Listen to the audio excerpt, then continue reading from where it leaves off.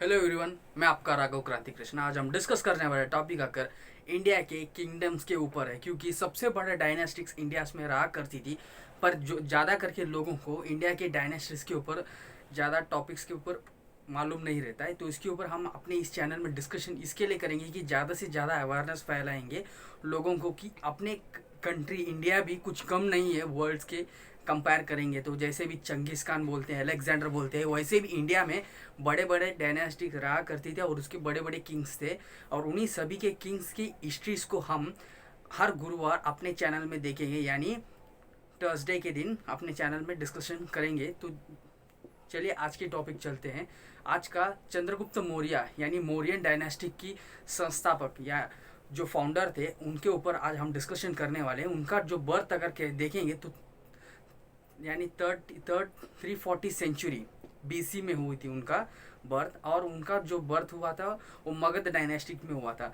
ज़्यादा करके लोगों का यानी हिस्टोरियंस की ये माननी थी कि उनका जन्म एक क्षत्रिय वंश में हुआ, यानी वॉरियर क्लास में हुआ, और उसको उनको यानी कहीं एक जंगल में छोड़ दिया जाता है। और उसके बाद शूद्र क्लास यानी जो इंडिया के 4 वर्ण है और उन वर्णों के जो नीचे वर्ग के लोगों को मिला जाता है वो बच्चे के रूप से और उनको पालते हैं, ऐसा मानना जाता है।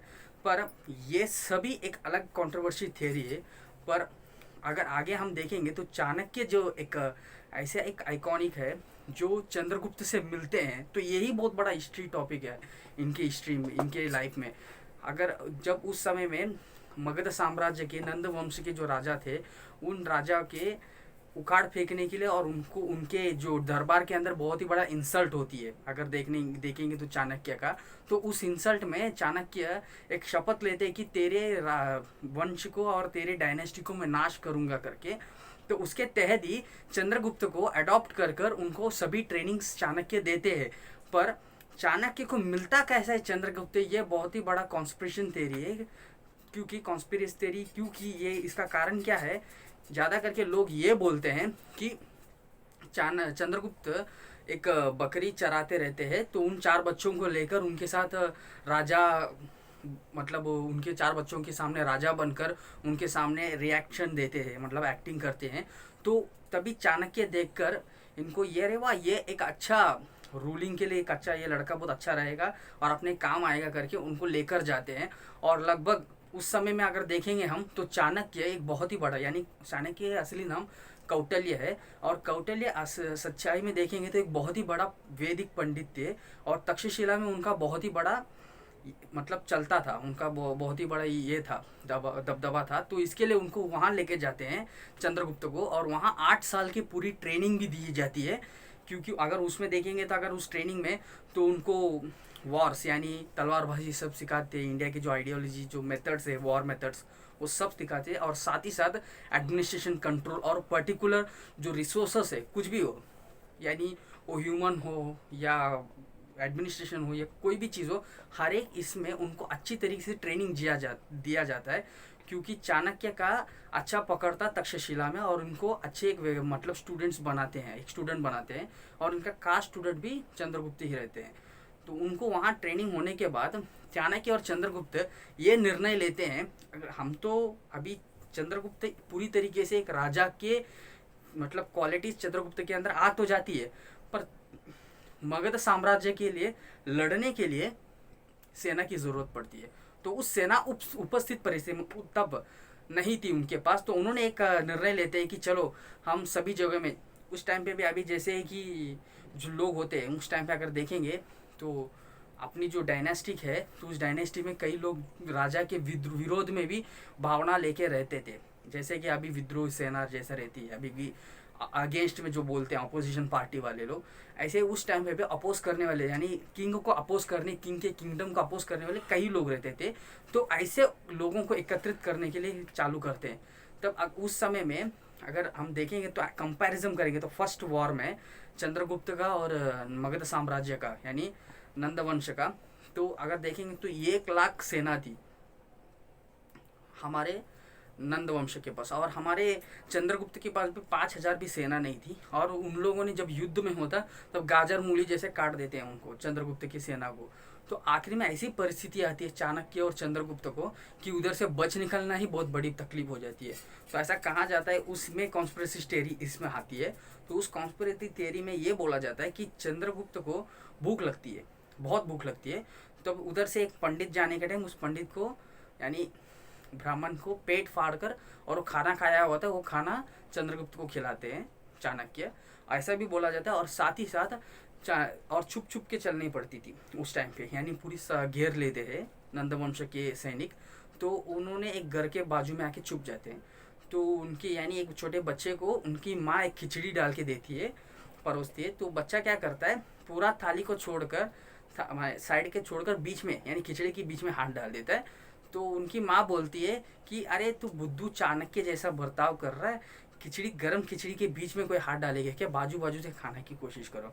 तभी चाणक्य को ये बात समझ में आता है और चाणक्य सीधा उनके माँ के पास जाती है, उन्हें वो बच्चे के माँ के पास, कि आपने मेरे को ज्ञान दे दिया, मेरा नाम ही चाणक्य है और मैं कभी भी ऐसे काम नहीं करूँगा करके कहकर बाहर आते। और उसके बाद वापस उनको एक यूनिटी बनाने की काम चालू करते हैं। तो अभी देखेंगे तो मगध वर्ष के सामने यानी मगध वर्ष यानी उनके डायनेस्टी के सामने जो लोग थे उन लोग तो खत्म हो चुके, जंग हार गए फर्स्ट जंग। तो इसके लोग क्या करते, डायनेस्टी यानी दूसरे डायनेस्टी थी, अगर हम देखेंगे तो उस समय में 16 महाजनपदा थी। अगर आप बोलोगे कि महाजनपद क्या है, जनपद यानी उस समय में यानी भारत को माना जाता है कि आर्य और द्राविड़ ऐसे एक थियरी आती है।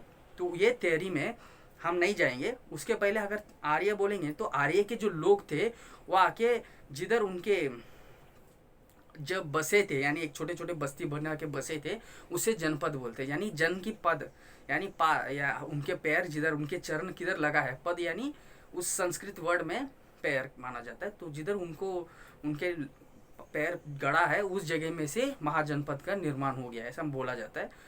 या ऐसे भी सोच सकते हैं कि एक एक कबीला उस समय में जो कबीले के लोग रहते थे एक ग्रुप के फॉलोइंग आइडियोलॉजी को एक ग्रुप बना के रहने लगते थे, उससे भी हम महाजनपद मान सकते हैं। तो थोड़ा दिन के बाद ज़्यादा एक लोगों की जनसंख्या बढ़ गई तो महाजनपद के नाम से बन गया होगा।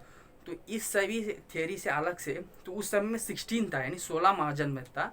और उसमें से सबसे शक्तिवंत की बात करेंगे तो ये मगध साम्राज्य की था। मगध साम्राज्य आज के टाइम पे जो पूरे यानी पाटलिपुत्र यानी आज का पटना जो है उसे कैपिटल लेकर पूरे बिहार और उड़ीसा में थोड़ा जगह तो उसे कंट्रोल करता था। तो यही उनका बंगाल और उड़ीसा थोड़ा वही जगह को कंट्रोल करते थे ये लोग। तो इन लोगों के खिलाफ अभी जंग नहीं होना। तो उस समय में अगर देखेंगे तो और एक व्यक्ति का भी जंग चल रहा था और एक नॉर्थ वेस्टर्न साइड से उनका घुसपैठ चालू था अलेक्जेंडर का। तो अलेक्जेंडर के पास ऐसा भी बोला जाता है कि अलेक्जेंडर को जाके ये मतलब ऑफर देते हैं कि आप हमें सेना दो, हम यानी ऐसा भी बोला जाता है कि हम मगध साम्राज्य के नाश कर देंगे, उसके बाद उनके साम्राज्य में अलग आधा आधा बंटवारा करके लेते हैं। तो अलेक्जेंडर को गुस्सा आता है कि अगर जंग में जीतना भी है तो मैं खुद जाके जीतूंगा ना, तेरे को मैं क्यों दूंगा। जैसे जब भड़कता है तो चाणक्य चंद्रगुप्त तो वहाँ से बच निकलता है।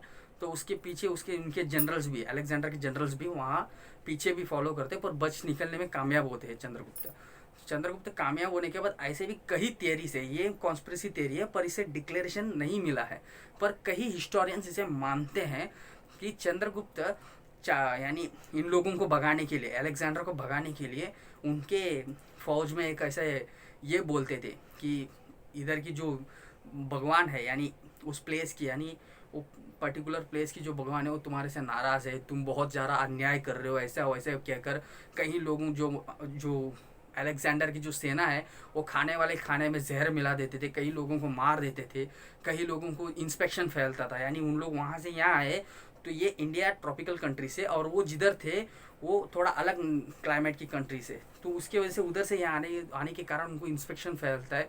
तो ये सब जो है ना उधर यानी इस देश के भगवानों का गुस्सा है ऐसा बोलते थे।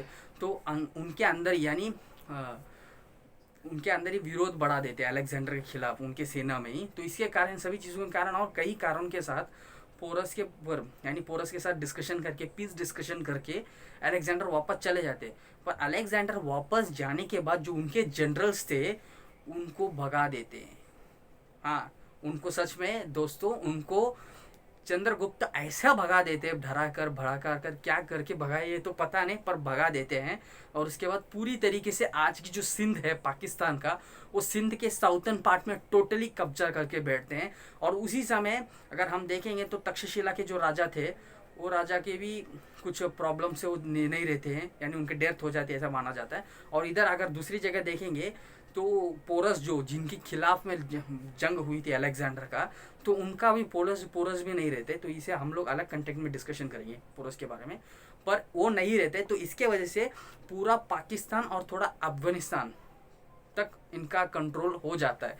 तो उसके बाद भैया और क्या बात बोलूँ, तो एक महान सेना खड़ी करते हैं और जाते हैं मगध साम्राज्य को जमीन से उखाड़ फेंक देते थे जड़ से, और उसके बाद इनका स्थापना हो जाती है। पर इस समय में अगर बोलना चाहेंगे तो उसी के बीच में यानी उनके मगध साम्राज्य के उनके राजधानी तक पहुंचने के लिए बहुत समय लगा चंद्रगुप्त को और चाणक्य को, क्योंकि इनकी जो इतनी बड़ी जो लैंडमार्क थी, उस लैंडमार्क को कवर करने के लिए इन्होंने कई टैक्टिक्स फॉलो किया, गोरिल्ला वॉर टैक्टिक्स। यानी छोटी सी सेना लेकर मगध साम्राज्य की जो सेना आती रहती थी, यानी टैक्स वसूल करके, तो उस वसूल करने वाले लोगों के खिलाफ जंग कर, यानी उनको सडनली 4-5 जन के ऊपर 10-15 जन मिलकर मार देते थे। ऐसे कई लोगों को उनकी सेना को कमज़ोर करते आए।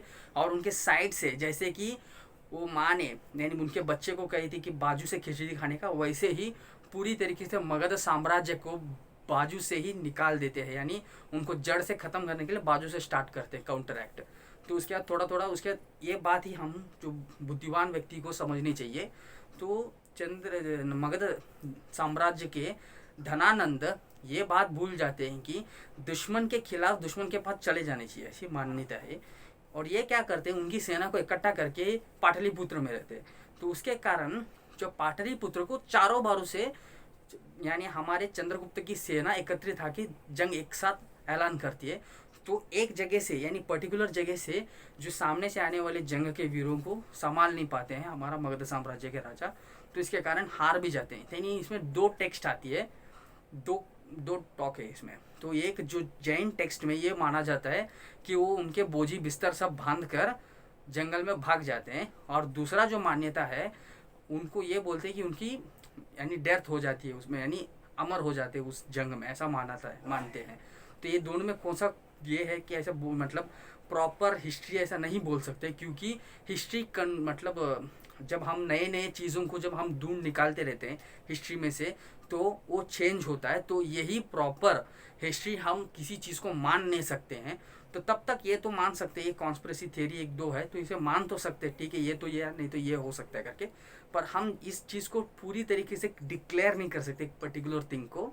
तो ये बात बोलना चाहता था मैं। और साथ ही साथ इंडिया के बहुत ही बड़ा राजा का निर्माण, यानी साम्राज्य का निर्माण अगर हम देखेंगे तो भी, यानी चंद्रगुप्त का अंत होने के पहले देखेंगे तो चाणक्य उनके प्राइम मिनिस्टर रहते थे, उन्होंने अर्थशास्त्र का निर्माण किया रहता है, बहुत कुछ किया रहते थे, उनकी बहुत ही बड़ी सपोर्ट रहती। इस सपोर्ट से उन्होंने अफगानिस्तान से लेकर नीचे के आज के बांग्लादेश तक पूरी तरीके से कब्जा कर लेते हैं।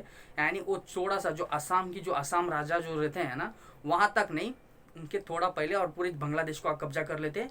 और यहाँ तक नीचे के दक्षिण भारत के तक नहीं आते, महाराष्ट्र तक भी नहीं आते, मध्य प्रदेश के आते तक रुक जाते हैं वो, और उनके बेटे को गद्दी पे बैठाकर हट जाते हो। पर इनकी जो पराक्रम है वो अभी तक ख़त्म नहीं हुए। इनकी पार्ट 2 यानी इनके एडमिनिस्ट्रेशन के ऊपर हम जरूर डिस्कशन करेंगे अगले गुरुवार के दिन।